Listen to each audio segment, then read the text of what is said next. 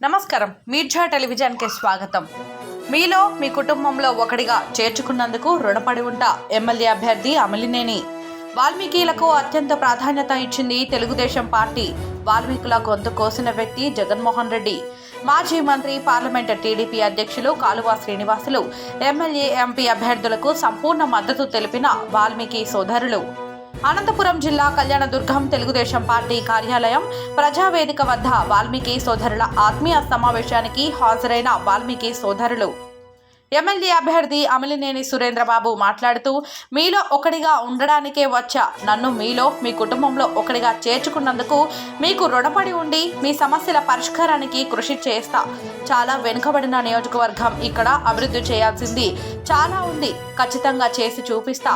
BTP కాలువకు చంద్రబాబు నాయుడు గారు కాలువకు భూమి పూజ చేస్తే వైసీపీ ప్రభుత్వం వచ్చిన తరువాత ఆ పనులు ఆపింది. అంతేకాకుండా కనీసం రైతులకు పరిహారం ఇవ్వకుండా అన్యాయం చేశారు.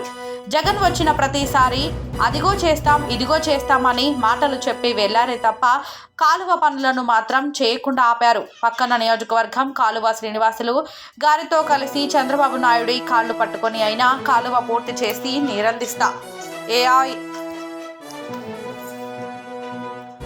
ఏపీఐఐసి తీసుకున్న భూమిలో కొన్ని టమాటా ప్రాసెసింగ్ యూనిట్, గార్మెంట్ పరిశ్రమలు తీసుకువచ్చి యువతీ యువకులకు ఉపాధి, ఉద్యోగ అవకాశాలు కల్పించేందుకు చర్యలు చేపడతా. మున్సిపాలిటీ అభివృద్ధికి ప్రణాళికలు వేసుకొని మున్సిపల్ కాంప్లెక్స్ నిర్మించి సమస్యలు పరిష్కరిస్తాం. ఈ ప్రాంతంలో ఖచ్చితంగా నర్సింగ్ కళాశాల తెచ్చి ఆడపిల్లల చదువుకు మరింత అవకాశం కల్పిస్తా. మాజీ మంత్రి, పార్లమెంట్ అధ్యక్షులు కాలువ శ్రీనివాసులు మాట్లాడుతూ, వాల్మీకి